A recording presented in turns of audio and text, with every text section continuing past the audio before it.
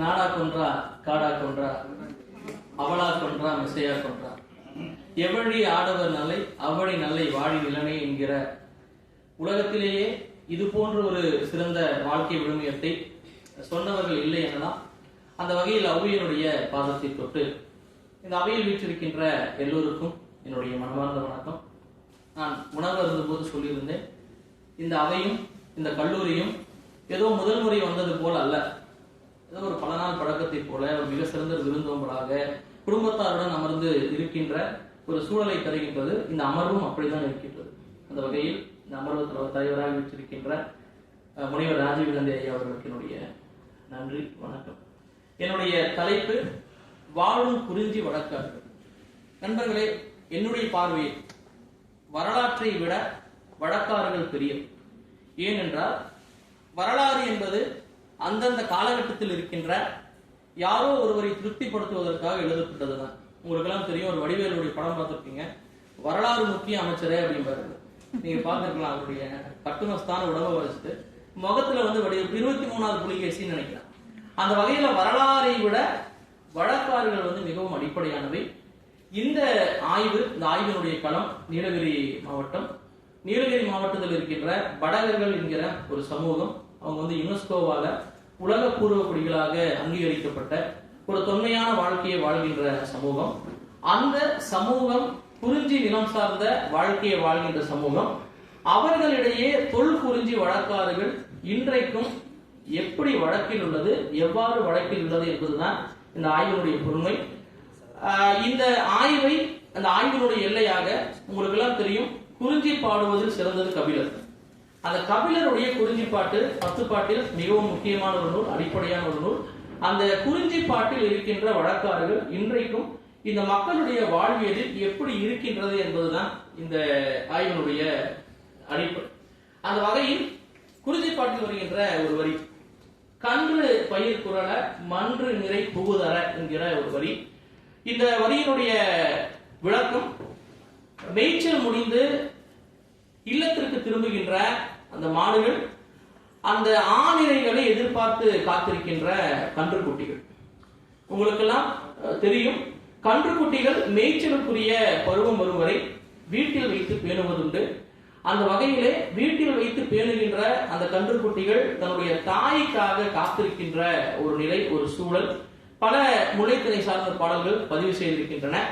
இப்படிப்பட்ட ஒரு சூழலை, ஒரு வாழ்வியலை இன்றைக்குமே படகர்களிடம் காண முடிகின்றது. அவர்கள் குறிப்பிட்ட பருவம் வரும் வரை அவர்களுடைய எருமை கன்றுகளை அவர்கள் மேய்ச்சலுக்கு அனுப்புவதில்லை. தன்னுடைய வீட்டிற்குள் வைத்து பாதுகாக்கின்ற ஒரு மரபினை அவர்கள் பின்பற்றுகிறார்கள். அப்படி அந்த கன்றுகளும் அந்த மேய்ச்சலுக்கு அனுப்பிய எருமைகளை அனுப்பிய அவர்களும் அந்த எருமைகளுக்காக காத்திருப்பதும், அந்த எருமைகள் வருகின்ற மாலை நேரத்திற்காக காத்திருப்பதும் இன்றைக்கும் அவர்களிடம் வாழ்கின்ற மிக முக்கியமான வரலாறாக இருக்கின்றது. எருமைகளை அடைத்து வைக்கின்ற திறந்த நிலையிலான தொழுவத்தை இவர்கள் தோ என்று அழைப்பதுண்டு. அந்த தோக்களில் எருமைகள் வருகின்ற அந்த சூழலை நான் இந்த படத்தில் காட்டியிருப்பேன். இப்படிப்பட்ட மேய்ச்சலோடு கூடிய இந்த நிலம் அவர்களுடைய இருப்பிடத்தின் பிறப்பிடமே அதுதான். எருமைகளுக்காக உருவாக்கப்பட்ட இருப்பிடம் தான். அந்த ஒரு சூழல் இன்றைக்கும் அவர்களுடைய வாழ்க்கையினுடைய வழக்காறுகளில் எஞ்சியிருப்பதை நாம் பார்க்க முடிகிறது. அதே போல அடுத்ததாக நீங்கள் பார்த்தால் குறிஞ்சி பாட்டில் ஒரு வரி வரும், வீண்தோய் பனவை மிசை நெகிழி பொத்த என்கிற ஒரு வரி வரும். இதில் சொல்கின்ற நெகிழி என்பது நெருப்பை கடைந்து எடுக்கின்ற ஒரு விதமான கோலினை நெழிக்கோல் என்பார்கள். அந்த வழக்கம் இன்றைக்கும் வடகர்களுடைய மரபில் இருக்கின்றது. அவர்கள் தேவையான நெருப்பினை ஒரு காலகட்டத்தில் நெருப்பை கடைந்து எடுத்திருக்கிறார்கள். அந்த படத்தை தந்திருக்கிறேன். அதாவது குறிப்பிட்ட ஒரு சில மரங்களை வைத்துக் கொண்டு அவர்களுடைய வாழ்க்கையில் புனித மரமாக இருக்கின்ற அவர்களை வைத்துக் கொண்டு நெருப்பை கடைந்து எடுத்து வாழ்ந்திருக்கிறார்கள். இன்றைக்கும் ஒரு சில சடங்குகள், மரபார்ந்த சடங்குகளுக்கு தேவையான நெருப்பினை இன்றைக்கும் அவர்கள் கடைந்துதான் இருக்கிறார்கள். இன்றைக்கு அவர்கள் தீப்பெட்டியை பயன்படுத்தாத வீடுகள் உண்டு. அவர்களுக்கு கோயில் வழிபாடு கிடையாது. அவர்களுடைய மூதாதையர்கள் இல்லங்கள் தான் கோயில். அந்த வகையில் அந்த இடங்களில் இன்றைக்கும் நெருப்பை இவ்வாறு கடைந்துதான் இருக்கிறார்கள். இந்த வழக்காரும் அவர்களிடம் வாழ்வதை நாம் காண முடிகின்றது. அதே போல அடுத்ததாக நீங்கள் பார்த்தால் குறிஞ்சி பாட்டில் வருகின்ற ஒரு வரி, ஆம்பல் அம் ஈங்குடல் தேழ்விழி பயிற்ற என்கிற ஒரு வரி உண்டு. அதாவது குறிப்பாக உங்களுக்கு தெரியும், கிருஷ்ணருடைய கையில வந்து ஒரு குழல் இருக்கும். குறிப்பா இடையர்கள் மாடுகளை மேய்க்கும் போது குடலை ஊதுவது என்பதும் அந்த குடலினுடைய இசையால் அந்த சூழலை மேம்படுத்துவது என்பதும் ஒரு அடிப்படையான ஒன்று. உங்களுக்கு எல்லாம் தெரியும், இருக்கின்ற இசை கருவியிலேயே மிக தொன்மையானது முதலில் தோன்றியதை வந்து நம்ம குடலாக சொல்லுகின்ற தன்மை உண்டு. குடலினுடைய இசைக்கு எல்லோரையும் மயக்குகின்ற ஒரு தன்மை உண்டு. அந்த வகையில் இந்த வழக்கம் இன்றைக்கும் வடகர்களிடம் உண்டு. அந்த படத்தில் நான் காட்டியிருப்பேன், அவர்கள் பயன்படுத்துகின்ற அந்த குடல், அந்த இசைக்கருவி புகுரி என்பார்கள். புகுரி என்றால் அது எழுப்புகின்ற ஒரு விதமான ஒளியை வைத்து பெயர் பெற்ற இசைக்கருவி, ஒரு தனித்துவமான இசைக்கருவி. இன்றைக்கும் ஒரு காலகட்டத்தில் மாடுகளை மேய்க்கும் போது அந்த மாடுகளை மேய விட்டு இந்த இசைக்கருவி இசைப்பது என்பது அவருடைய மரபு. இன்றைக்கும் அவர்களுடைய மூதாதையர் இல்லங்களில் இந்த மேய்த்தலினுடைய அடிப்படை குறியீடாக இந்த கருவியை பயன்படுத்தி இருக்கிறார்கள். இதை பற்றி இன்னும் மேல கூடுதலான விளக்கங்களை என்னுடைய ஆய்வு பற்றியில் தந்திருக்கிறேன். இங்க ஆய்வினுடைய சுருக்கம் கருதி நான் அடுத்தது செல்கிறேன். இந்த படத்தில் பார்க்கலாம், ஒரு 2 வரிகள் குறிஞ்சிப்பாட்டில் கபிலர் சொல்கிறார். வெண்போல் கண்ணி ஒன்பூம் பிண்டி ஒரு காது செருகி என்கிற இந்த 2 வரிகளில் அவர் சொல்லுகின்ற விஷயம் தலையில் கண்ணி சூடுவது என்று சொல்வார்கள். கண்ணி என்கிற தமிழ் சொல்லுக்கு மாலை என்கிற ஒரு பொருள் உண்டு. ஒரு காலகட்டத்தில் ஆண்களும் தலையில் கண்ணி சூடினார்கள். இன்றைக்கு பெண்கள் தலையில் பூச்சூடுவது என்பது இதனுடைய மரபுதான், தொடர்ச்சி தான். இதற்கு பல காரணம் உண்டு. இந்த கண்ணி என்கிற இந்த மாலையை குறியீடாக சூடுகின்ற மாலை, அதாவது ஒரு குறிஞ்சி நிலத்தை சார்ந்த தலைவன் தன்னுடைய தலையிலே குறிஞ்சி நிலம் சார்ந்த ஒரு கண்ணியை சூடுவதுண்டு. இந்த வழக்கத்தை இன்றைக்கும் வடகளிடம் காண முடிகின்றது. அவர்களுடைய மூதாதையர் இல்லங்களுக்கு செல்லும் போது தலையில் இது போல கண்ணியை சூடிக்கொண்டு செல்கின்ற வழக்கினை நாம் இன்றைக்கும் பார்க்க முடிகின்றது. இது ஒரு குறியீட்டு தன்மை கொண்ட ஒரு வழக்கு, அதே நேரத்தில் நம்பிக்கை தன்மை கொண்ட ஒரு வழக்கு. அந்த தலையில் சூடி இருக்கின்ற இந்த இறையின் மூலமாக தன்னுடைய மூதாதையர்களுடைய உணர்வோடு இணைகின்ற ஒரு சூழலை அவர்கள் உருவாக்குகிறார்கள். இது சார்ந்தும் என்னுடைய ஆய்வு கட்டுரையில் கூடுதல் செய்திகளை தந்திருக்கிறேன். விருப்பமுள்ளவர்கள் அதை படித்து பார்க்கலாம். அடுத்ததாக பார்க்கும் பொழுது குறிஞ்சிப்பாட்டில் ஒரு வரி வரும், இறுதி வெய்ந்த குறுங்கால் குரம்பை. இங்கே ஒரு படம் கொடுத்திருக்கிறேன். இது வடகர்களுடைய மூதாதையர்களுடைய வழிபாட்டிடம். இந்த வழிபாட்டிடம் தான் வடகர்களுடைய வாழ்க்கையினுடைய தொடக்கம். இதை பனா என்று அழைப்பார்கள். அதனுடைய அமைப்பை பார்க்கும் பொழுது நீங்கள் இன்றைக்கும் இந்த அமைப்பு குலையாமல் அவர்கள் பாதுகாத்து வருகிறார்கள்.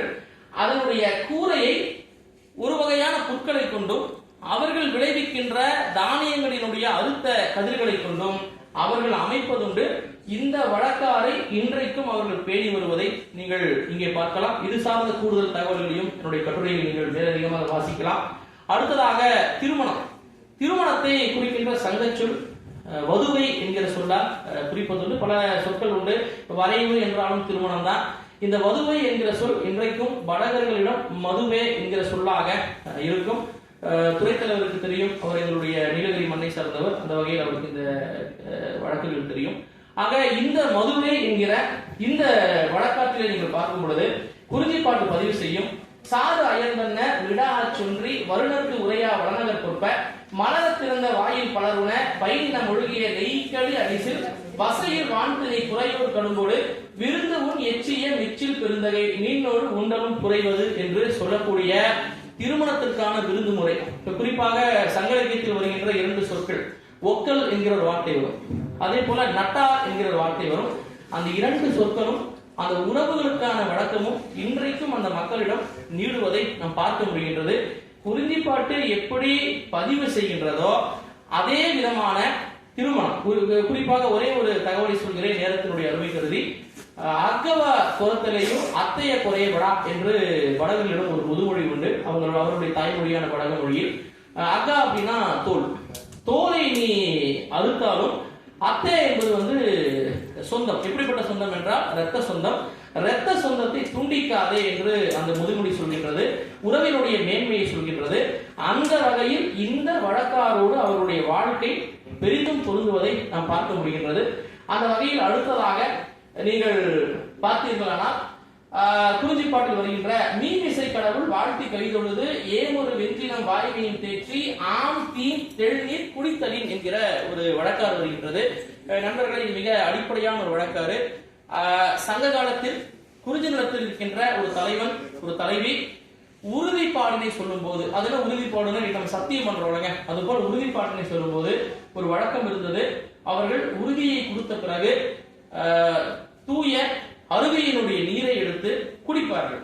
அந்த நீரினுடைய சாட்சியாக இன்னைக்கு கூட பார்க்கலாம். நீங்க ஒரு செம்புல தண்ணி இல்லாம பஞ்சாயத்தே நடக்காது. நீங்க எல்லா ஊர்லயும் நீங்க பார்க்கலாம்.